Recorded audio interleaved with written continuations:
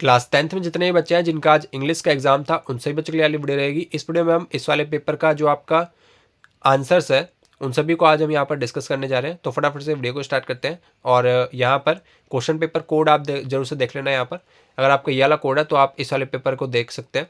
यहाँ पर आपके पास 2/4/3 और ये आपका सेट नंबर 3 रहेगा। और सीरीज़ की बात करें तो सीरीज़ है हमारे पास 4GHEF। ठीक है, सीरीज़ यहाँ पर आपको दिख रहा होगा। तो स्टार्ट करते हैं इस वाले पेपर का क्वेश्चन का डिस्कशन। तो स्टार्ट करते हैं। और यहाँ पर हम सेक्शन बी से स्टार्ट कर रहे हैं जो है आपका grammar and creative writing skills.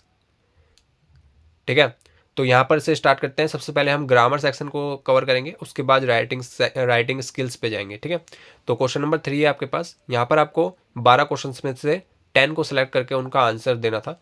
तो यहाँ पर आपके पास फर्स्ट क्वेश्चन है, complete the newspaper report by using the correct form of verb given in the bracket. आपको न्यूज़पेपर की एक रिपोर्ट दी गई है, ठीक है, जिसको आपको करेक्ट फॉर्म ऑफ वर्ब की जो करेक्ट फॉर्म है जो यहाँ पर ब्रैकेट में दी गई है, इसकी करेक्ट फॉर्म यहाँ पे भरनी है। ठीक है, तो फर्स्ट क्वेश्चन में आपको बोला हुआ है, he was a renowned business person, he dash purchase a house in the city last year.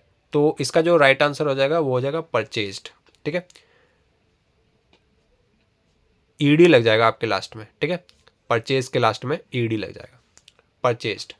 अगला है हमारे पास, fill in the blanks by choosing the correct option to complete the concluding part of an article on exploitation of children. ठीक है, it और यहाँ पर dash है और यहाँ पर आपके पास 3 ऑप्शन दिए गए हैं, may, should, could be our concerted effort not to employ children in industries and to save them from any kind of exploitation। ठीक है, तो यहाँ पर जो आपका राइट आंसर रहेगा वो रहेगा should, option number B should. अगले क्वेश्चन की बात करें जाए तो यहाँ पर थर्ड क्वेश्चन है हमारे पास, read the given line and identify the error, also provide with the correct word. आपको इस वाली लाइन में क्या फाइंड करना है, एक एरर फाइंड करना है। ठीक है, और उस वाले जो भी आप एरर फाइंड करेंगे ना उस वाले वर्ड की जगह आपको एक नया वर्ड बताना है जो उसकी करेक्ट फॉर्म होगी। ठीक है, तो mobile phones has become an integral part of life. ठीक है, जो मोबाइल फ़ोन्स हैं वो आजकल क्या हो गए, इंटीग्रल पार्ट हो गए हमारी लाइफ के। ठीक है, तो यहाँ पर हमारे पास हैज़ जो है एक एरर है, हैज़ हमारा एरर है और इसकी जगह पे आना चाहिए हैव। अगले क्वेश्चन की बात करें, क्वेश्चन नंबर 4 की, तो यहाँ पर आपको बोला हुआ है, take a look at the conversation between 2 friends. यहाँ पर हमारे पास 2 फ्रेंड्स हैं, रिया एंड सिमरन, और इनके बीच में कन्वर्सेशन हो रही है। ठीक है, discussing a book that one of them has recently read. ठीक है, और यहाँ पर ये लिखा हुआ है कि रिया एंड सिमरन ने जो ये जो डिस्कशन कर रहे हैं वो एक बुक पे कर रहे हैं। ठीक है, और इनमें से एक ने वो वाली बुक पढ़ी थी रिसेंटली, यानी कि कुछ समय पहले। और यहाँ पर लिखा हुआ है Riya, the book really caught my attention, it's called eternal echoes. अब यहाँ पर जो है सिमरन बोलती है, sound interesting, I will definitely add it to my reading list, thanks for the recommendation. ठीक है, और यहाँ पर हमें बोला हुआ है कि select the correct option to complete the reporting of the above dialogue. ठीक है, और यहाँ पर हमारे पास 4 ऑप्शंस दिए गए हैं इस वाले क्वेश्चन के। Riya told Simran about the book called eternal echoes that had captured her interesting.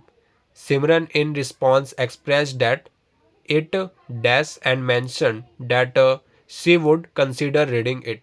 ठीक है, तो यहाँ पर जो हमारे पास राइट आंसर रहने वाला है वो रहने वाला है option number B, sounded interesting. ठीक है, अगला क्वेश्चन है हमारे पास क्वेश्चन नंबर 5।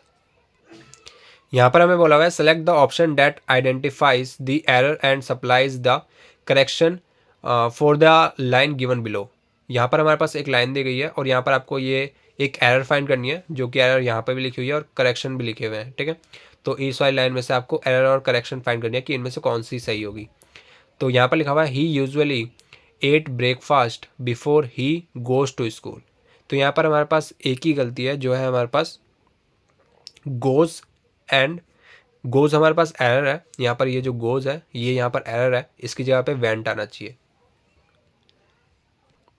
अब यहाँ पर अगर हम छठे क्वेश्चन की बात करें तो यहाँ पर लिखा हुआ है report the dialogue between a teacher and a student by completing the sentence. Teacher है हमारे पास, good morning, today we are going to learn about the importance of trees. Teacher यहाँ पर टीचर कहती है कि good morning, today we are going to learn about importance of trees. हम आज क्या सीखने वाले हैं, हम आज पढ़ने वाले हैं इम्पोर्टेंस ऑफ ट्रीज। ठीक है, they play a vital role in our ecosystem, can you think of any other reasons. Student, I pledge to plant some trees this weekend. तो यहाँ पर इसको फील करना है, इस वाले डैश को। तो यहाँ पर था हमारे पास the student understood the importance of trees and added that he pledge to plant some trees that weekend. Student ने यहाँ पर क्या बोला कि हम ये प्लेज लेते हैं to plant some trees that weekend, इस वीकेंड पर हम सम ट्रीज लगाएंगे। सेवंथ क्वेश्चन की बात करें तो यहाँ पर हमें दोबारा से एक एरर और उसका करेक्शन फाइंड करना है। ठीक है, तो यहाँ पर इसको पूरा पढ़ के आंसर देंगे। Identify the error and supply correction for the given sentence talking about importance of a sound slip. Sleep is important in maintain one's health and well-being। और आपको यहाँ पर एरर और करेक्शन बतानी है। तो यहाँ पर जो हमारे पास एरर है वो है मेंटेन। मेंटेन की जगह हम क्या लग सकते हैं, मेंटेन की जगह पे करेक्शन के लिए हम यहाँ पर इसकी जगह पे लिख सकते हैं मेंटेनिंग, और मेंटेनिंग के अलावा हम लिख सकते हैं टू मेंटेन। ठीक है, तो मेंटेन की जगह पे हम ये दोनों यूज कर सकते हैं, ये दोनों इसके लिए करेक्ट होंगे। एट्थ क्वेश्चन की बात करें तो यहाँ पर लिखा हुआ है complete the given narrative by filling the blanks with the correct option when they begin to play it dash to rain. ठीक है, तो यहाँ पर हमारे पास जो ऑप्शन है राइट इसके लिए वो है option number B, started. When they begin to play it started to rain, started. ठीक है, जब वो खेलना शुरू करते हैं उसी वक्त क्या होने लग जाती है, रेन स्टार्ट हो जाती है। नाइन्थ क्वेश्चन की बात करें तो यहाँ पर लिखा हुआ है fill in the blanks, fill in the blank choosing the most appropriate option. The teacher distributed a piece of paper to dash student. तो यहाँ पर हमारे पास क्या राइट आंसर रहेगा, जब यहाँ पर क्या लिखा हुआ है the teacher distributed a piece of paper. Teacher जो है वो जब आप पेपर देने जाते हैं तो आपको ऑफकोर्स सी बात है आंसर शीट मिलती होगी सीबीएसई द्वारा। ठीक है, तो टीचर हर एक स्टूडेंट को देता है और हर एक को हम क्या कहते हैं, each of student, each students. तो यहाँ पर ईच जो है आपके पास राइट आंसर होगा। टेंथ क्वेश्चन की बात करें तो बहुत ज़्यादा सिंपल सा है। यहाँ पर हमें बोला हुआ है fill the blanks by choosing the correct option to complete the line given below. Oral hygiene dash be inculcated in children early in life. ठीक है, तो यहाँ पर जो इसका राइट आंसर रहने वाला है वो रहने वाला है शुड। ठीक है, तो इस प्रकार से ये 10th क्वेश्चन भी यहाँ पर कंप्लीट होता है। अगले क्वेश्चन की तरफ बढ़ते हैं।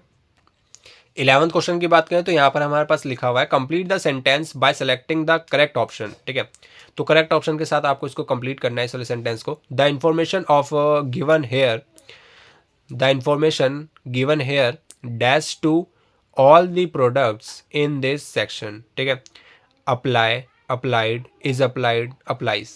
यहाँ पर क्या लिखा हुआ है द इंफॉर्मेशन गिवन हेयर, जो यहाँ पर इंफॉर्मेशन दी गई है, इज,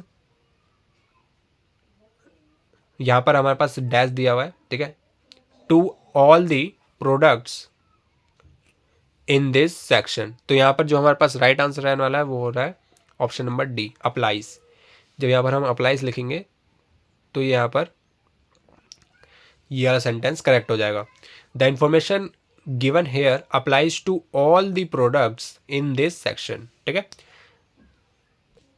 इसके बाद हमारे पास राइटिंग स्किल्स आ जाती है। तो यहाँ पर क्या बोला हुआ है, attempt one of from A and B. A और बी में से आप कोई सा भी एक अटैम्प्ट कर सकते थे।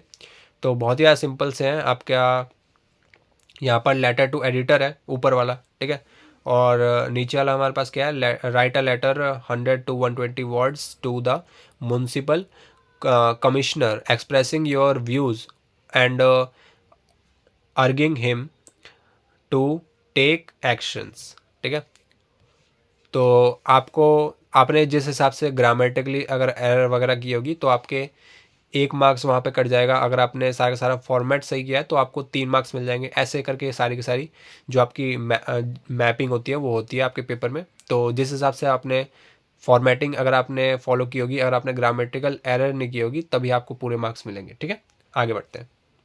कुछ क्वेश्चन सेक्शन सी के देख लेते हैं। यहाँ पर आपके पास लिटरेचर जो आपकी टेक्स्ट बुक है उसमें से आपके क्वेश्चंस आए हुए हैं। और यहाँ पर है आपके पास ये जो चैप्टर है वो है आपके पास फ्रॉम द डायरी ऑफ एने फ्रैंक। एक आपके पास चैप्टर था जो है आपके पास फ्रॉम द डायरी ऑफ एने फ्रैंक। तो बहुत ही सिंपल सा चैप्टर है और इसमें से आपके कुछ क्वेश्चंस पूछे गए हैं। तो फर्स्ट क्वेश्चन आपका जो थ्योरी बेस्ड है वो है यहाँ पर, और अगला क्वेश्चन है आपके पास एमसीक्यू बेस्ड। तो मैं ज़्यादातर आपको एमसीक्यू बेस्ड और फिल इन द ब्लैंक्स वाले क्वेश्चंस करा रहा हूँ।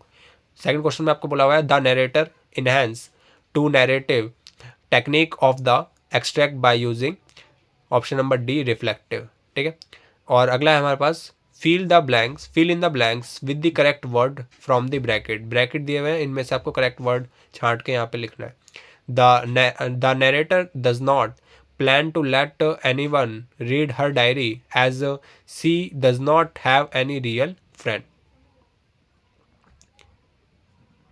ठीक है, तो इसी के साथ हमारा ये जो पेपर का सॉल्यूशन है वो यहाँ पर ख़त्म होता है। ठीक है, यहाँ पर मैंने आपको कुछ क्वेश्चंस के यहाँ पर आंसर्स बताए। ठीक है, तो उम्मीद है आप सभी के यहाँ पर जितने भी मैंने अभी आपको क्वेश्चंस बताए, पीछे मैंने आपको 10 मार्क्स के क्वेश्चंस बताए। ठीक है, और यहाँ पर मैंने आपको 2-3 मार्क्स के क्वेश्चंस बताए। तो आप इनमें से बताना आपने कितना स्कोर किया।